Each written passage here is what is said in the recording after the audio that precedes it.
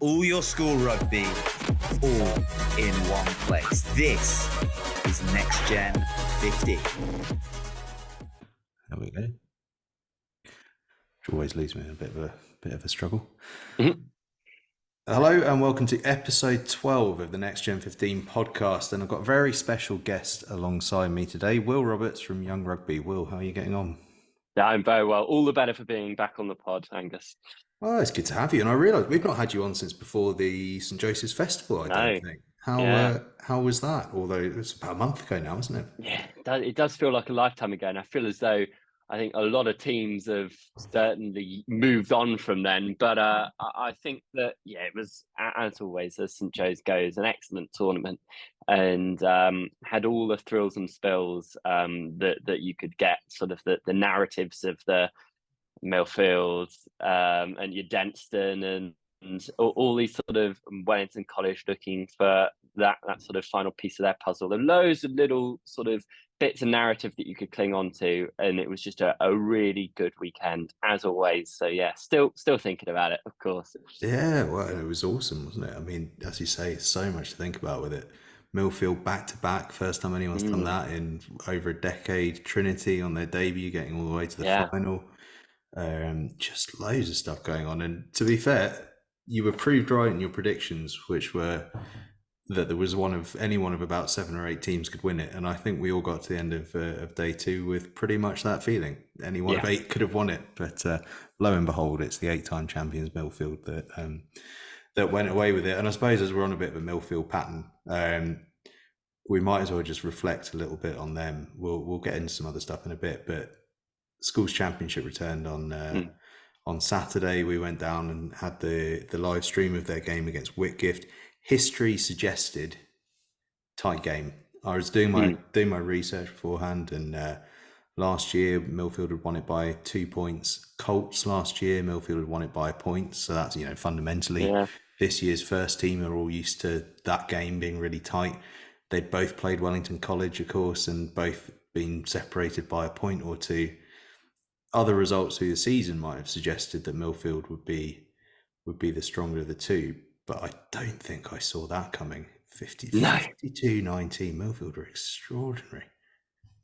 Absolutely. And I think it's a real showing of when Millfield get their spine working, when they get Johan Emmanuel, Johan Davis, and in that back line you've got George Koshflat back as well, and their engine going, like your George Timmins, these sort of players, they really did get ticking at St. Joe's, which is why they sort of went under the radar, just going through the motions. They seem to have used that as a catalyst to sort of really warm themselves up throughout the season, and it just seemed like a really clinical performance.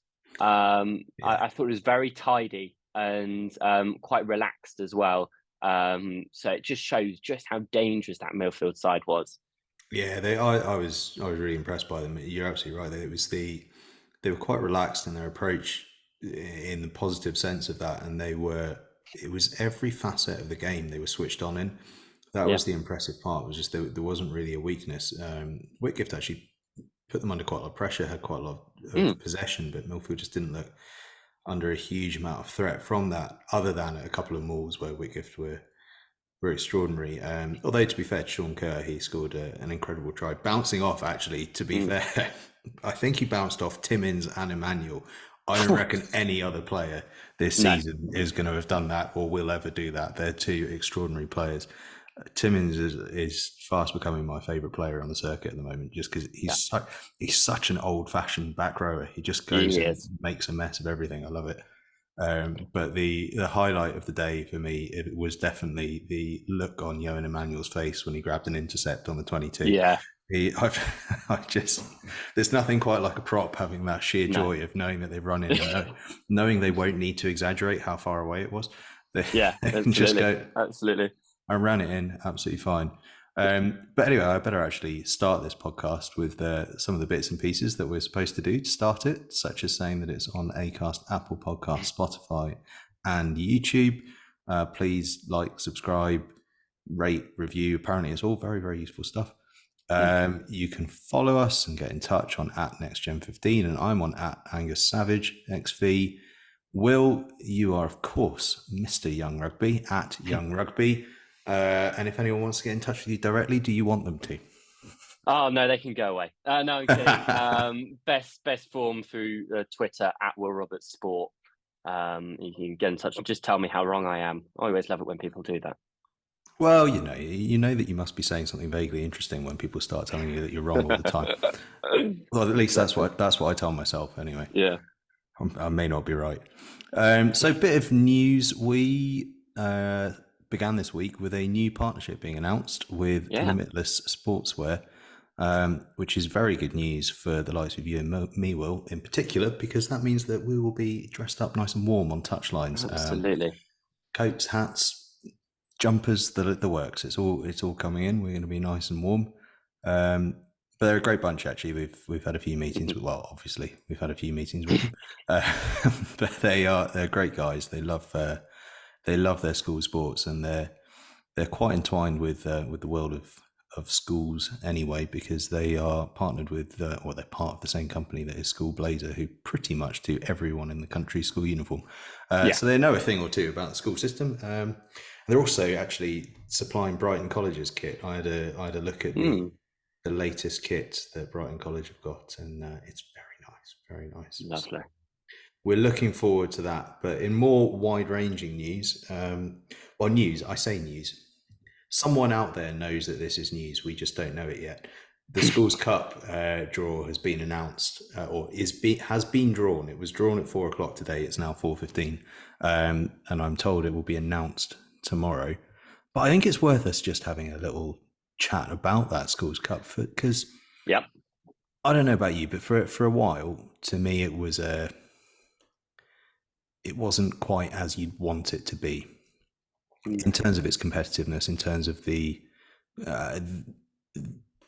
quality of teams. I don't mean that the teams that were in it were poor, but what I mean is that the teams weren't necessarily teams that you go, oh yeah, they're a contender for being the very best team in the country. I think it's moving back towards that a little bit.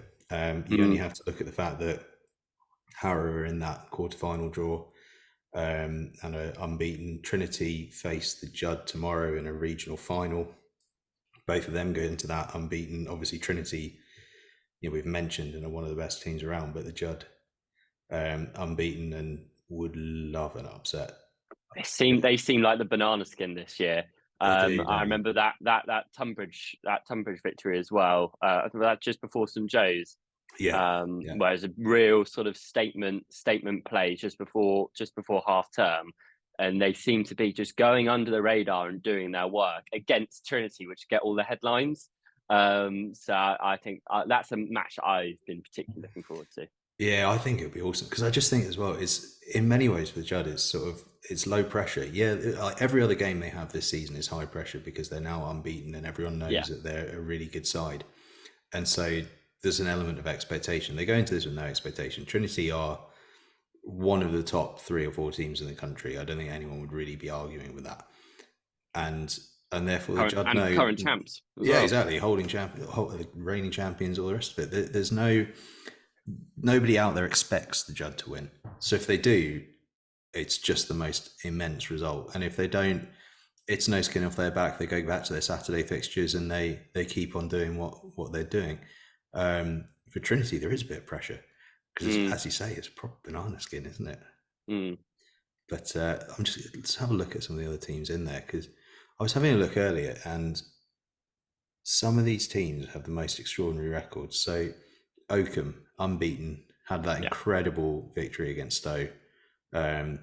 Absolutely bonkers game, but came through it, which says a lot about them. Kings Macclesfield are unbeaten as well, up in the north section. And RGS Newcastle have only lost 1 game, and that was against Sedbergh.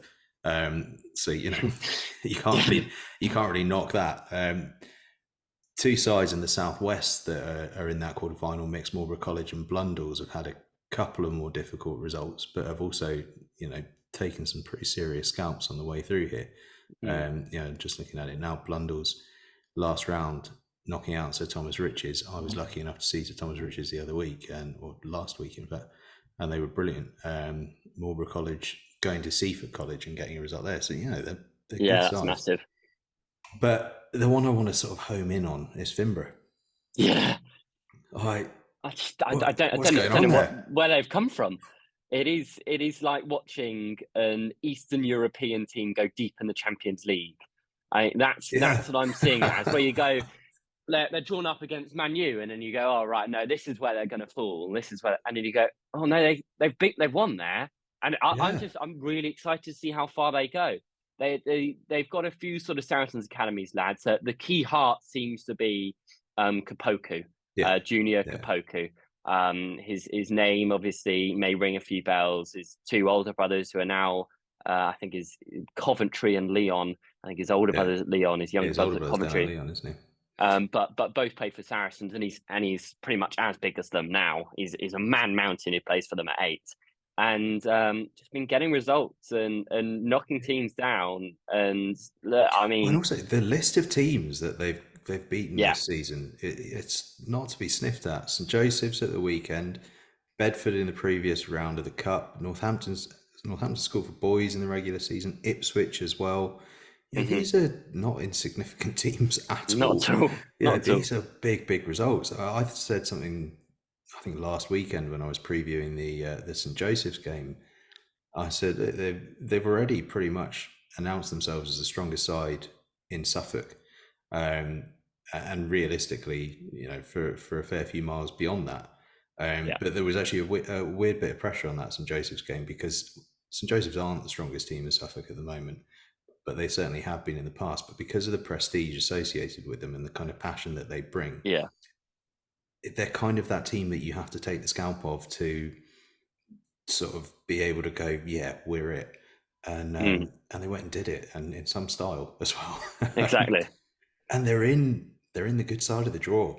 So I think the way it works is, for those that don't know, the North and the Midlands sections, those 4 sections get drawn into one side of the quarterfinal draw, and the London and South East and the South West get drawn on the other side, which means Finborough getting one of Oakham, Kings, Macclesfield or RGS Newcastle. I mean, they're all tough games, but it means that they avoid Harrow and potentially Trinity. So they'll be thinking, we've got a route to Twickenham here. They do. They really, really do. And it would be one of those sort of rags to riches sort of stories that we don't see much of anymore in schools rugby, because for better or worse, a lot of schools now have the ability to pump so much money and resources into their sort of infrastructure, which means that you get teams like Millfield who will reign and be at the top level for a long period of time.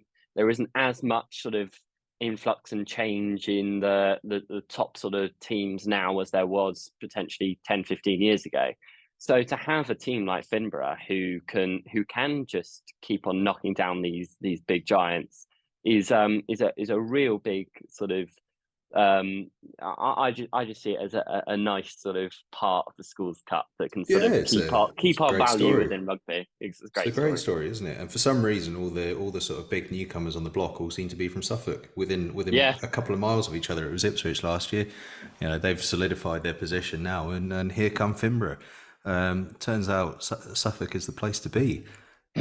Which my mother will be very pleased about, because she has a pub in Suffolk, so she'll be hoping for an influx of school rugby fans coming in to visit. I should say the plate, vase, and bowl are also getting drawn.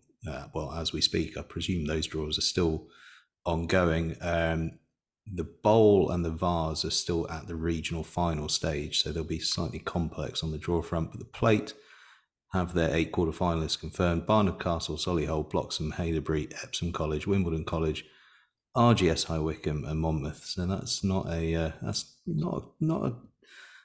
was trying to think of the collective word for 8, and I can't think of it off the top of my head, but an octet. That's an octet of some quality. That could well be the wrong word, but I'm going to go with it. We'll roll with it. Yeah, that's fine. Yeah. Why not? Other news, we've got a huge bunch of live streams coming out. So tomorrow we are off to Broad Street Rugby Club, which is always so much fun. This middle Wednesday in the second last week of November every year, Sedbergh against Wellington College. starting off, we've got a live stream of the second 15 at 4:15, and then into the schools championship game, round 5, Sedbergh against Wellington College. I think of that and I just immediately think of last year and that insane 32 all draw. Ben Redshaw doing absolute bits towards the end of that game. Just, I think if anyone was under any doubt as to how good Ben Redshaw was, it was about the 23rd of November last year that he pretty much just went, this is it. Absolutely incredible. But they're always awesome occasions, those, aren't they? It's two teams that have really nice free-flowing rugby and have had structure imprinted on them since sort of under 13, under 14 level, which means that they come with really good shape and can really clinically attack opposition rather than necessarily. We see a lot of schoolboy teams using their physicality, brute and force to give them a good platform, and then they can play some nice rugby. But you look at Sedbergh and Wellington, and they can play some really nice stuff off first phase ball. And that just always sprouts up this idea of having double-digit sort of really high-scoring attacking games. And hopefully the conditions don't spoil that. And that we don't get sort of a bit of a mud bath. I know it's been sort of raining all week, and we could end up sort of that scuppering some of the attacking flair that we could see. But I think it'd be really exciting to see those two teams just having a go at each other. Yeah, big time. I mean, I think you're right. I think that if you look at where the bulk of the strength in those two sides is, I mean, let's be frank, there's strength everywhere, but to me, I look at Wellington College. I see Rory Taylor, Harrison Hall, and Lloyd McKeon-Peters as a combination that's unbelievable. I look at Sedbergh, and I'm looking at Wootton at 9. I think Redshaw is playing at 12, and I see Tom Burton at 15. You know, and that's not to dismiss the other 12 players on both sides, but the three standouts. Although Finn Baker in the second row for Sedbergh might have a thing or two to say about that. But they're certainly three of the standout guys on each side are in those kind of pivotal positions in the back line. And I just think there could be some really, really exciting play. And actually, I think that matchup of Redshaw in the centres up against that Wellington centre partnership that has been so good this year could be very special. I think he might be tested in ways that he's not been tested in. I also think he will test them in ways that they've not been tested in yet, because Ben Redshaw tests everybody in ways they've not been tested in. But I think it's going to be absolutely fascinating. And coming so quickly on the tails of Millfield against Whitgift. Yeah, Saturday, I think from a schools championship point of view as well, if you look at sort of the four as a collective, and obviously Whitgift have had a tough time of it. They haven't been able to get off the mark as well as they probably would have. But Sedbergh have obviously only had that Whitgift game right at the start of the year. Yeah, week 1. So, yeah, exactly. So haven't really been able to prove themselves in any other sort of sense. They haven't had a chance to go in this competition and really stamp their name forward. Obviously, Millfield, Wellington College, that game could have gone either way. So Wellington will probably feel really hard done by that result. And have also, Wellington played Whitgift, haven't they? That's 29-28, I think it was. It was a mad game. Yeah. So Wellington have been really tight on both sides of the scoreline and will feel sort of a real influx of emotion, whereas Sedbergh are sort of just chomping at the bit to try and sort of get their hands on one of Millfield, Wellington, just to sort of shut them down. And I think that means that mentally and in terms of the competition as well, this is such a pivotal game. Yeah, I think it's a massive game, and whichever side wins, there is a fair chance they go top. But certainly if Wellington College win, they go top in what is their final game of the championship. If Sedbergh win, the likelihood is they'll probably do so by scoring 4 tries, because that is the way that Sedbergh play. Yeah. So they'd be level at the top with Millfield, and we'd be looking at points difference. So it's definitely all to play for. We're going to reflect on Sedbergh a little bit more in a second, because there's another game coming up on the live streams that Sedbergh are a direct reference for. But before we get there, Thursday, we are off to Seaford College for the Sussex Derby against Hurstpierpoint College. Always quite a cool fixture, this. I was just looking back at the stats, though. Last victory for Hurstpierpoint College in this one, 2013. So they're going to have to go some to turn around recent history.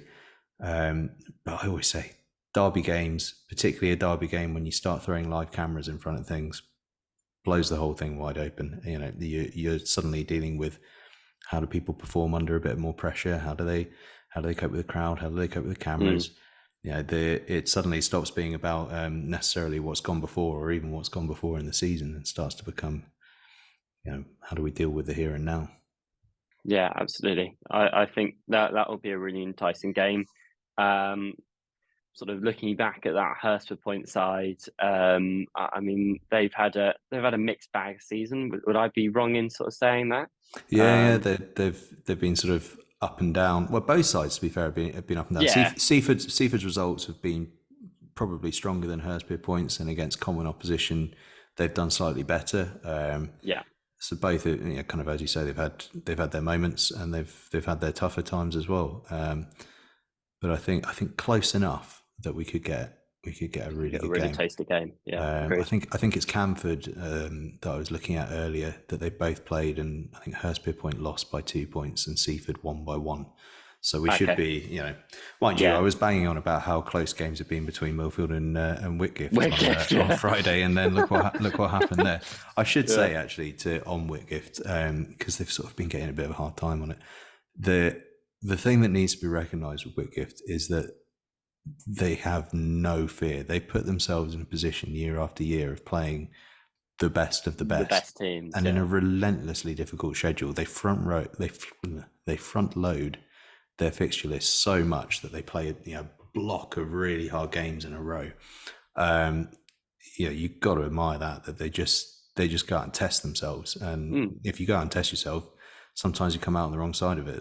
There's no shame in that. And on Saturday, we can't ignore the fact that at one point they were down to they'd lost their first 4 scrum halves. And ended up with their flanker playing scrum half and doing an admirable job, it has to be said. Max Hammond was his name, and he was a bit too honest, is all I'd say. He was putting the ball in very straight to the scrum. I was thinking, you can get that in your second row's feet, you'll be all right, mate. But it'll be interesting. But the big one coming up Saturday. Well, I say the big one coming up. I mean, God, they're all big, aren't they? But the one that the reason I'm so excited about it is because literally within half an hour before this podcast started, we confirmed this one as a live stream here on NextGen 15. Clifton College against Blackrock College, Saturday, 2:20 p.m. Arguably the best side in England up against a team that is always one of the best sides in Ireland. Certainly the most storied side that Ireland has. Arguably the most storied schoolboy side in the world. I think wherever you go, where there's an interest in school rugby, the name Blackrock College is not far from the lips. Brian O'Driscoll, of course, among their alumni, along with about 150 other Ireland internationals. I mean, it's just nuts. This is just such a special occasion. But I suppose the reference point there, and what I was saying we would come back to, is Sedbergh have played Blackrock game, and beat them by a point, late winner. Given that we know Sedbergh's level, we know Clifton's level, suggests we can expect something pretty tight as well here. Absolutely. And I think that Blackrock will feel as though that game sort of was there for the taking against Sedbergh, for sure. And you come into another game against one of the even sort of better performing English sides at the moment. I mean, Clifton, no one's been able to stop Clifton really this year. They've been absolutely unstoppable, putting on not only sort of winning games and sort of doing in convincing fashion as well. I mean, there's been 50-point margins in like the past sort of 3-4 games that they've been able to play. Incredible, absolutely incredible. So, and I think they've got the likes of Isaac Campbell-Wu. I think he's just come back from injury as well. So it's getting to a point now where teams are their players dropping in and out, and with injuries sort of loading themselves up, and it's going to become down to on the day which team wants it more. And I think that sort of just absolutely levels the playing field between these two teams. And I genuinely don't see a way this is not going to be a tight game. Yeah, I just think it's one of those occasions as well that just, you see it on the fixture sheet and it just jumps off the page at you. Those cross-border games always do, particularly when it's England v Ireland, because I think everyone is so aware of how strong the Irish school system is. You only have to listen to anyone talking about Irish rugby and Leinster rugby and how much they've relied on the school system and how strong it's been for them in recent times, that you do realise these are rare and pretty special opportunities to test yourself against that. And if the English schools can prove to be on a level or above that level, says a huge amount about that system. And if the Irish schools can do the same to the English schools, it suddenly makes you go, geez, they're doing something over there, aren't they? They are absolutely smashing it. And these are just two legendary schools. We thought the Sedbergh Blackrock game was special. Now we get to actually see a similar one in the flesh. It's going to be extra cool. And dare I say it, Clifton might even be a step up from Sedbergh. We haven't said that much over the last 100 years, which is not to knock Clifton. It's just that Sedbergh have been unbelievable, but Clifton this year, I think I might rate them as the best side around, but I guess we'll wait until it all shakes out at the end of term to work that one out. But they're a very, very good team. Speaking of good teams, it's always a tricky. That was so section. Professional, Angus. That was such a good transition. You've done this before. Slick. I'm nothing if not slick. But speaking of good teams, we have a look now at the Limitless top 5 school teams of the weekend. Brought to you, well, as you heard at the start, they're brought to you by Limitless. Part of our partnership with them, they are getting behind the top 5 school teams of the weekend. And I tell you what, we've picked an absolute belter to begin life for with them. There were some incredible performances at the weekend from sort of ones we've highlighted already, Millfield and Clifton, just throwing points around against top teams, in really strong performances, to Brighton College and Epsom College going at it, the Judd getting another victory behind them, Fimbra, as we mentioned. One side though that I just want to give a shout out to is Richard Hale, State School in Hertfordshire. I think they are unbeaten this season. If they're not unbeaten, they've only lost one. Winning away on the road again at Merchant Taylors, it's just amazing to see. And they're in a hell of a competitive part of the world, and they're doing some really good stuff. I've been dead impressed by them. Where else have we been?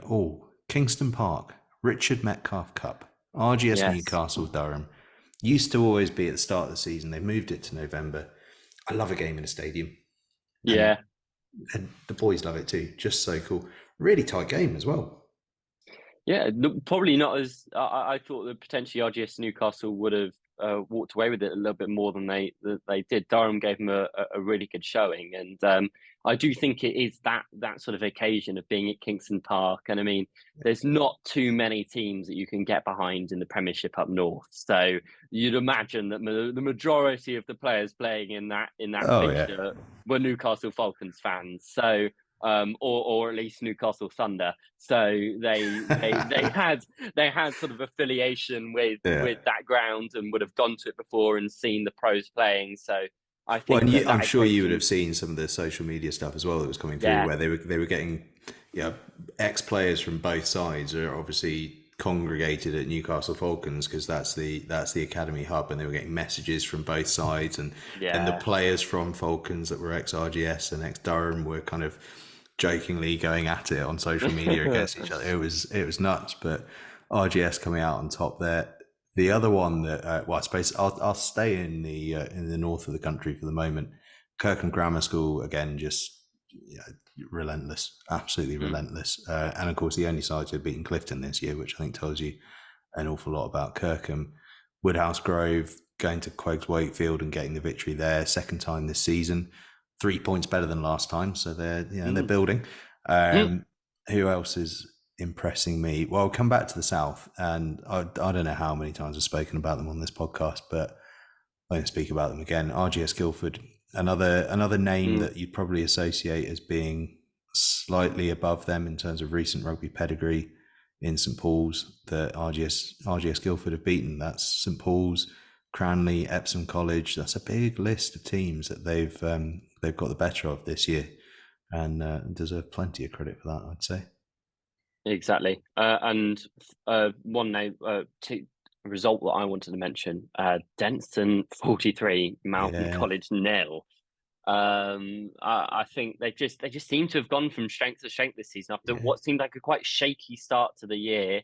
We potentially thought that we'd sort of see was Denstone turn up on their day sort of side, but they're now sort of pumping out consistently strong performances off the back of a great challenge at St Joe's, as well as that Sedbergh game, obviously. So I mean, to 43-0 against Malvern College, who are not a team they're a good side. That would roll over. I think that it's another massive result for Denstone, who have just gone from strength to strength all season. Yeah, it's incredible. I mean, we live streamed their game against Ipswich a couple of weeks before half term, I think it was, and they just lost that. Ipswich came from behind to win it. An amazing turnover from their young Italian fullback, who had to step in at fly half, sealing the victory for them on their own try line. And afterwards, the message from Denstone was that they were really disappointed with their performance. And I was thinking, no, you played pretty well. You played well. You competed really hard. You just lost out to an Ipswich side that's incredible, and it was an awesome comeback. I just kind of thought, finding it a bit tough after a loss like that. Fair play. We, whatever. And then they go to St Joe's, and they sort of everyone raises a few eyebrows. They're looking pretty good. Then we go into half term. They come back from half term. They go up to Sedbergh, and suddenly a narrow win against Sedbergh. First time to beat Sedbergh, if you're not called Millfield, since Kirkham Grammar School in 2016. And now they're flying, and it's like something switched. I now go back to that conversation at Ipswich, and I go, "Oh God, you were right." Yeah, I didn't know what you were capable of, so I was going, incredible. That was a really good effort. I nearly did it, but actually, they knew they had more in the tank, and boy, have they been showing it ever since. Absolutely incredible. But I guess we should narrow these thoughts. I mean, there's a load of other top performances we've not even mentioned, and who may well end up making the top 5. But we might as well start work on getting that top 5 together. I'll give you a first shot, Will, at nailing your colours for marks. It's like a draft, isn't it? I think Finborough against St Joe's, as we mentioned previous. Just not only sort of capping off what was an excellent week with sort of beating Bedford to solidify themselves in the quarterfinals of the Cup, to then go to St Joe's and whack a 60-point deficit. I mean, it rounds off a great week for them. So I'd put Finborough in there. Yeah, I'm it's just so impressed with them, and they deserve all the praise they get. I think I've got to go, having been there live, I've got to put Millfield in. Millfield, that was really my second shout. I thought they were so impressive in kind of every facet of the game. Ian Davis at 9, he captains that team so well. He came off with about 15 minutes to go or something, and he was stood just after scoring, wasn't it? Literally scored that wonder try off his right-footed step, and came straight off. But he was stood right under my commentary position, and so I could hear him talking from the sidelines to all the players, and the communication that he was giving them was incredible. It wasn't just sort of "come on, lads" and all that kind of stuff. It was detailed, and it was specific, and it was short and sharp. It was really sort of mature communication. I just think he's a wonder player. But there were so many guys that impressed me. Lyons at 13 scored an absolute epic try. Cottrell at fullback, another one, and Johan Emmanuel, what we've already spoken about, his intercept and his but he had 2 to his name, that one from a couple of inches as well, which he was very, very happy about. And Timmins getting across as well. I was dead impressed by that Millfield performance. So I'll stick them in, and I'll give you another go, Will. Yeah, back to me. I would put in Woodhouse Grove, but I feel as though you should do that. So I'll go with. Yeah, that's definitely cheating. I'll go with RGS Newcastle. Yeah, I like that shout. Occasion grinding out a win. 15-8. Not the prettiest of games, but everyone was nervous. So 15-8 win. Yeah, I'd give it that. Yeah, fair. So right, back to me. So I'm not going to go with anyone, I think, that where I expected the results. So Trinity were absolutely outstanding against Hurstpere Point, but I thought they'd do that. Similar Tunbridge against Dulwich. I think that Tunbridge, after that early season loss to the Judd, I think everyone sort of ended up underrating them a bit because no one understood quite how good the Judd were. Tunbridge since then have kind of proven that they're a pretty decent side. Similar Kirk and Grammar, incredible result against Leicester Grammar, but I sort of expect that of Kirkham. And similarly, the Judd at Langley Park, keeping their unbeaten run going. They deserve a shout out, but probably don't quite make the top 5. Although I know they made a load of changes because they had a cup game in midweek. They've got the Trinity game this midweek. So they were stretching their resources a little bit and still came out with a result. But I think I'm going to lean towards Warwick, Yeah, I was going to pick Warwick. I'll tell you why, because Northampton School for Boys are a really good team. We've seen that with some of their results this season, knocking over Ipswich and stuff like that. And Warwick they've had a sort of funny old season. They've had some really good results, some really tough results. But I was really interested to see how they got on because of what had happened against Sedbergh the week before, where they were 10-0 up all the way until I think it was 10 minutes to go, and then lost. Sedbergh came back and won 21-10. And we knew what that said about Sedbergh. And we knew that what it said about Warwick was that they were capable of putting Sedbergh under pressure. But the question was, would they be sort of crushed by that not actually happening?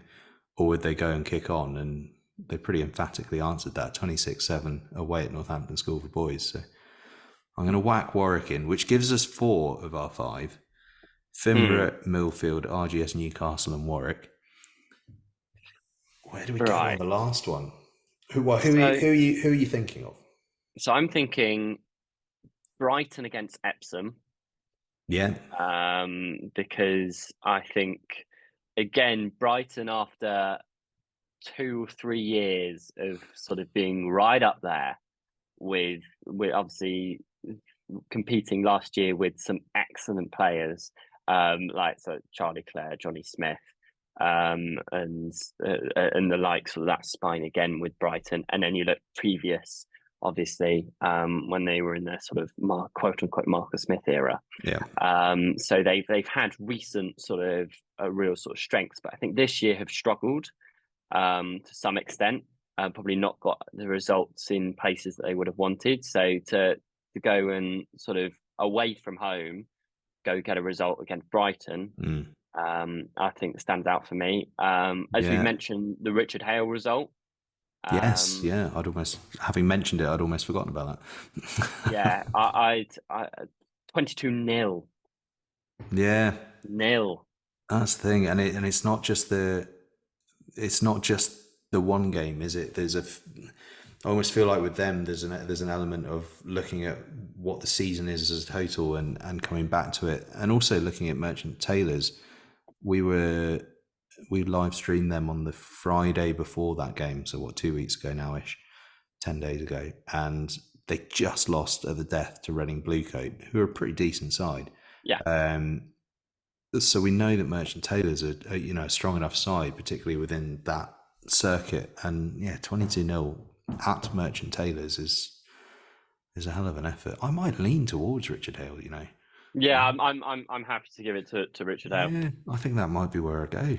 All right then. Well, there we go. So got it. The top 5 school teams of the weekend, brought to you by Limitless, are Finborough, Millfield, Richard Hale, RGS Newcastle, and Warwick. That's a tidy little 5. I like that. There's a good mix there between good variety. Yeah, real variety. I wouldn't mind seeing all of them in a little competition together. That'd be quite good. So that's the weekend that was. Now we've got the weekend. Well, in fact, the weekend and few days that are to come. We've kind of looked at Wednesday, Thursday in terms of that Sedbergh Wellington game, which is going to be absolutely epic.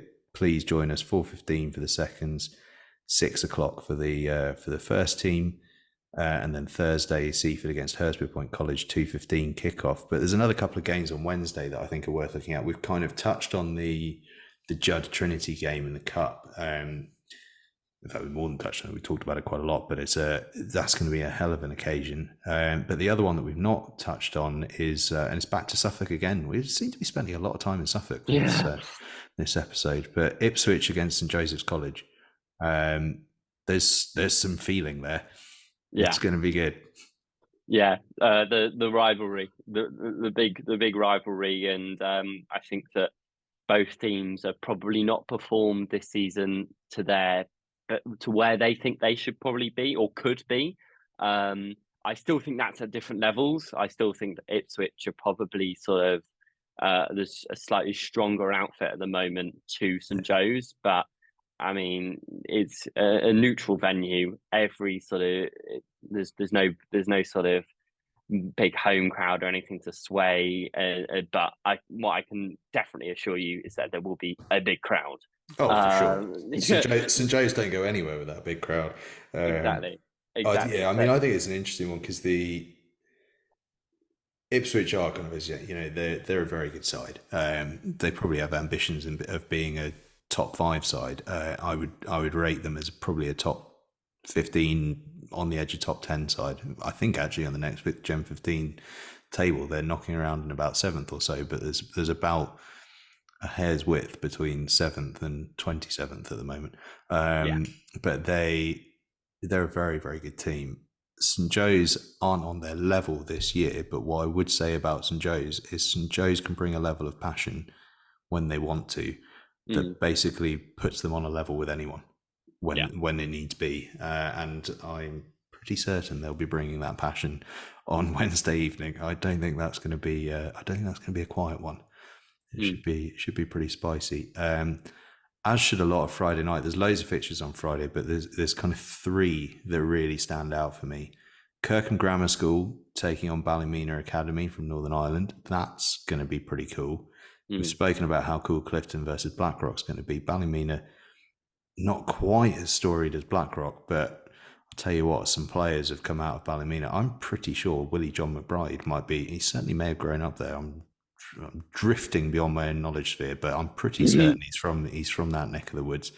And Kirkham Grammar, well, we know all about them. That's a cracking fixture, and tasty to have a sort of Ireland v England battle the night before the sort of the big one.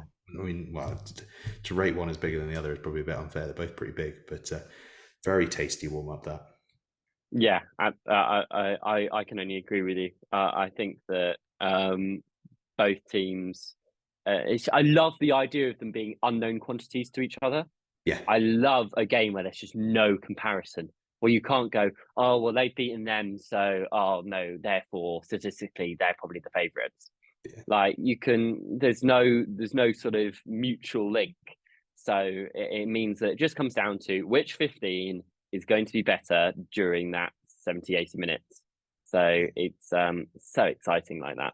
Yeah, I also think there's that thing, isn't there, where sometimes you go into a fixture, particularly at school level, where you don't necessarily have the depth of playing experience, where the reputation of who you're playing often plays more havoc on your mind than it should.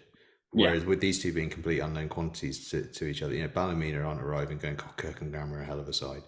They're turning up going, we're playing this English school, let's see what we can do. Whereas everyone else that Kirkham face are going, oh, you got to be on it today as Kirkham. And you can almost get into your own head.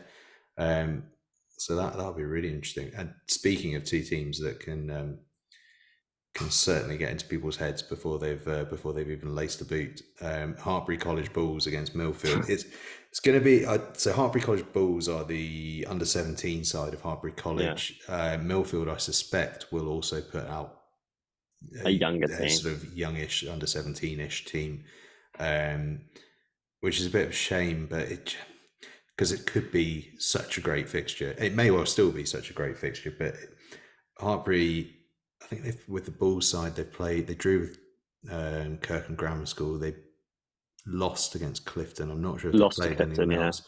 They're playing big schools. I just so love it if it was the full Hartpury team playing the full Clifton, the full Kirkham, the full Millfield. Yeah, those would be great fixtures. And I don't really know why they're not the full fixtures, if I'm honest. I don't think the gap would be well, in fact, I think there wouldn't be a gap, is my honest view. I think it would be really even. I don't know. I think it's such a shame. It's that worry and fear of just mixing ACE and schools teams and colleges and sort of potentially opening the floodgates. But I think that Hartpury have done it time and time again. You look when you turn to like the Seventh Circuit and we get where just anyone can join in. Hartpury College are always up and messing around with the big dogs of schoolboy rugby. Yeah. And they will again this year, and they will the next year, and they've always produced top level players. So I would love to see them just go on then. Let's have one big game and sort of see where it goes. I'd absolutely love it, and I genuinely couldn't pick which way it would go. There's such different styles of rugby. The ACE colleges tend to play quite a professional looking game in terms of it, quite structure heavy, quite carry heavy. The school teams tend to play a more expansive, a more sort of free flowing and slightly riskier form of rugby.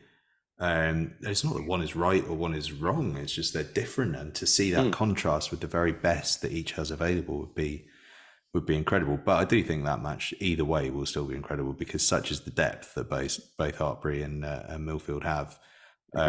It'll be pretty epic, as will over in the northeast, Durham against Barnard Castle. Two big teams in a row for Durham. RGS Newcastle last week, Barnard Castle this week. It doesn't get any easier, but I love to see that, pushing themselves and getting big fixtures under the lights on a Friday. Yeah, exactly. It doesn't stop. Barnard Castle, I think, have also had a good run of form, sort of 2-3 games winning in the past couple. And a big result on the weekend. Again, another big game, another treat for the northeast. So can't complain. Exactly. Then we're into Saturday in that live game, Clifton College against Blackrock College. Please do join us. 2:20 kickoff for that one. Very specific time, but it is, I'm told, 2:20. And then there's loads and loads of others. We don't have time to get into all of them, but certainly one I'm gonna get your view on, Will, given that you're a resident of the place. Bedford against Harrow. Yeah, tough game for Bedford, but it's a tough game. Awesome opportunity. Absolutely. I mean, Bedford undefeated in the first half of term. Went up to Merchiston, didn't have the tournament they would have liked, and have sort of had a tricky time of it the second half of term, and have sort of lost out on multiple occasions. Had a tricky game against Oakham at the weekend, and scoreline not really reflecting the performance. And then Harrow turning up, who just seemed to obviously had that result against Eton, which is always a bit of a grudge match. And they'd rotated a lot for that, because they'd just had Hampton. God, incredible. Exactly. And I think it's going to be a difficult day out. But Bedford have only now lost once at home in the past 2-3 years. So I think that they've tried to create a little bit of a fortress, and only sort of was only toppled by Oakham at the weekend. So and that's an awesome Oakham side, as we've already said. Exactly.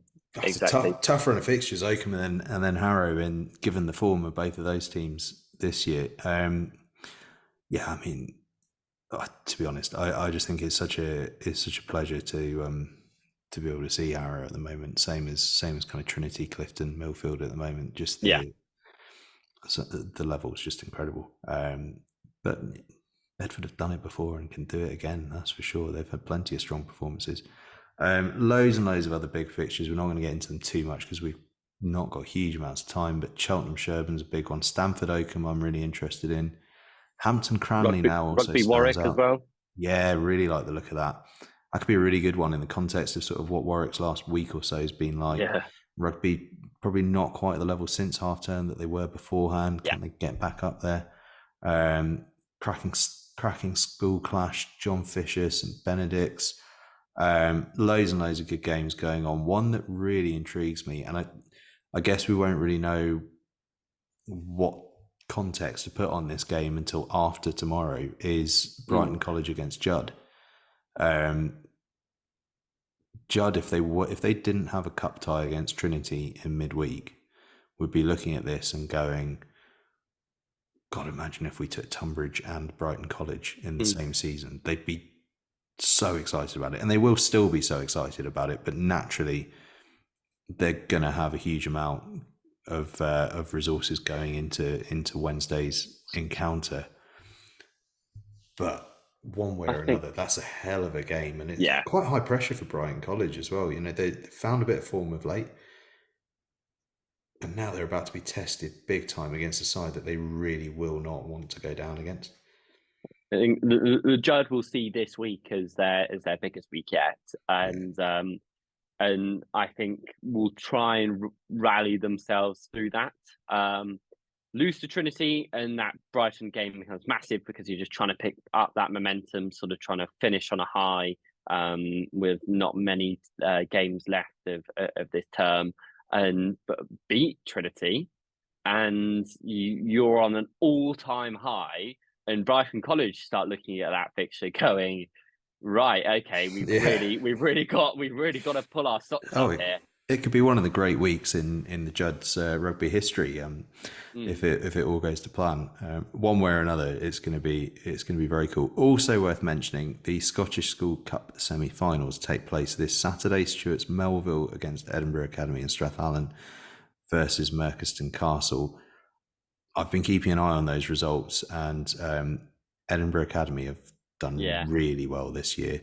Strathallan have a really tidy programme getting put together. Nick Hill has been doing some great work there. Everyone knows about Merchiston Castle, and Stuart's Melville are pretty much as famous as Merchiston Castle as well. So they're some cracking games up in Scotland this weekend, and I think it's in next weekend, or it might be the midweek. Either way, the final is at Murrayfield, and Murrayfield's been a pretty cool place to be of late. So I think they'll be gunning for that one. Last little bit we'll do though, Will. Next week, when Dan's back from America, we're going to be looking at the greatest school coach of the last decade to coach our greatest school 15 of the last decade. So we're going to wait for Dan to do that one on the basis that he's coached. For sure. One better than both of us. Well, you know, it always helps. I did accidentally call myself a coach rather than a commentator in comms on Saturday, but I'm very much not a coach, not really a commentator, but you know, I do what I can. So we've put this team together: Benno Urbano, Alfie Barbary, Finn Baxter in the front row, Christians, Joel Kapoka in the second row, Ben or Tom Curry alongside Ben Earl and Zach Mercer in the back row, Alex Mitchell, Marcus Smith, the halfbacks, Cameron Redpath and Ollie Lawrence in the midfield, Cassius Cleese, Gabriel Libertoy, Lewis Liner, the back three. And then last week I picked a bench, which was largely just made out of people that were unlucky to miss out. Well, they were all unlucky to miss out, but some of them were simpler than others because they were a straight shootout. For instance, the front row, Jack Walker, Bevan Robb, Marcus Street, second in line for those starting positions, Hugh Tizard in the second row. Back row was really easy to find a replacement for because it was the other one of the Curry brothers that we bottled out on choosing between. Back replacements got a bit interesting because I was basically determined that I was having Tom Whiteley in there. Ended up settling on him as sort of 9-10 everything cover. But because he's there, that meant I didn't have to pick a 10 on the bench, so I could put Lennox and Yanwu. in the 22 shirt, and I went Darren Atkins at 23. So we've sort of settled on ours, but I thought since I've got you here, anyone that you would have wanted to put a shout in to get into that team or into the 23 at least? I don't see much issue with that. With that team. Now you're just being nice, because let me tell you, the comment section is not saying that. Oh well, of course they're not, Angus. No one's ever satisfied. But I think a key point here, something that I've just flagged by looking at this 23, is the actual the lack of players who have played fullback for schoolboy rugby, who have then gone on to continue that into fine form in their professional era. We've got Lewis Liner, who you've got to say has been shoehorned in at 15, and Darren Atkins, who, in comparison to, well, I don't know if Darren, if you're listening, then I'm sorry, but you haven't been able to reach potentially the heights that we thought he would have been able to when he was at Millfield. So it's I just thought that was an interesting way to slide myself out of that tricky question that you asked me, Angus. I think that's how I'm going to do it. Yeah, well, the interesting one we considered, I suppose, was Tom Parton, who was at Wellington College. Who, he's he had sort of nailed down his fullback place at London Irish until a certain Henry Arundel started knocking around. But now he's off to Saracens. And I think that's a perfect fit. And Alex Good will sail off into the sunset. Tom Parton, I think, will become that Alex Good. Yeah. And maybe if we do it in the next 10 years, will Tom Parton be one of the first names that we put on that team sheet? Yeah. I should say that Lewis Liner, we haven't shoehorned him in at fullback. We've shoehorned him in the professional sense. He played fullback for school, but I think I know what you mean. It's interesting. I'm just talking about the translation from schoolboy to professional era. I mean, you see that, and you talk about Tom Whiteley, who I think has probably even played at hooker at schoolboy level, didn't he? He just had a crack at anything. You'd whack him in at tight head and say, "Don't worry about the scrummaging, mate. We just need to get you in the team." Exactly. Absolutely incredible. The positions, we found that there was loads of debate. Well, back row, there wasn't a lot of debate. There were a lot of options, but the ultimate answer was quite obvious. The scrum half debate was an interesting one, because obviously you've got Jack Van Portfleet and Rafi Quirk, who are in the England team as kids. But we sort of ended up in this debate really between Alex Mitchell and Jack Maunder because of what they'd done as schoolboys, and we were kind of looking at what people had done as schoolboys. So it was all quite interesting. I think potentially as a cool little side note, as a combination, the fact that you had Jack Van Portfleet and Sam Costello both playing in the same Oakham team as 9 and 10, and now have obviously both played internationally at the weekends. Like, I think that's quite a cool sort of, not that you have to have the combinations, but I'd say it's a great combination, though, isn't it? If we asked for these 23 players to come out and turn up for a game, and which of course they all willingly would. I'll tell you what, on that, not to interrupt you, but we actually did get a message from Lewis Liner saying, "Can we get this team together?" So well, maybe it's in the offing. Yeah. The Barbarians are playing a lot at the moment. Yeah. Barbarians versus School 15. That'd be cool. Someone write that down. Preferably someone with a lot of money. If we, for sort of pure chemistry purposes, the fact that Van Portfleet and Costello played with each other and obviously came through the ranks at Leicester. Sam Costello's obviously moved on to go pursue his Welsh dreams, but I think that's a cool little side note. Yeah, that'd be a very cool combination, wouldn't it? But I tell you what, the other one, not to keep dragging the chat around the team out too much, but the combination I keep looking at and loving, partly because it is now a pro combination, is Redpath and Lawrence. Redpath, Lawrence. Yeah. With Marcus Smith feeding them the ball. Absolutely outrageous. Absolutely outrageous. To think that we could have had that for England if Eddie Jones had made up his mind on Redpath a little bit quicker.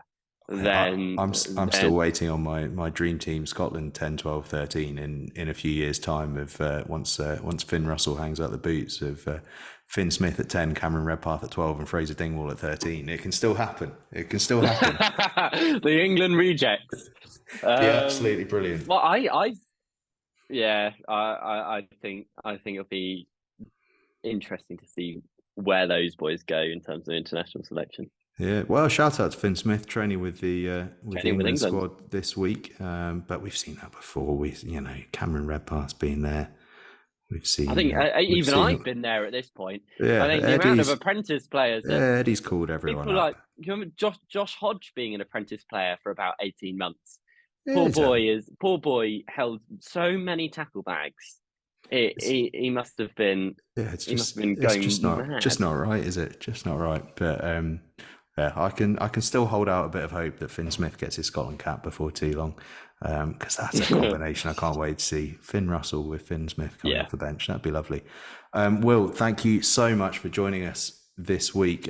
What's coming up with Young Rugby? What's next on the list?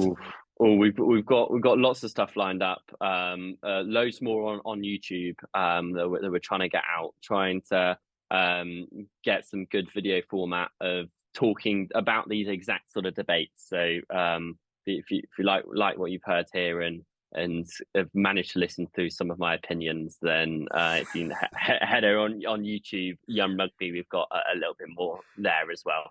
People love an opinion. Just to it's something to disagree with. Exactly. Just to annoy people. That's all I'm here for. Exactly. Well, you can catch Will on @YoungRugby on all platforms. So do check out what they're up to. You can get in touch with us on @NextGen15 on all platforms as well. And you can listen to this and indeed watch it if you're that brave on Acast, Apple Podcasts, Spotify and YouTube. Please do subscribe, rate, review, etc. And we will see you next week where Dan Richards will be back in the hot seat to talk to us about that Coach of the Year. Will, thank you so much for your time. Thank you for having me. And we will catch you all next week. There we go. Cheers, mate.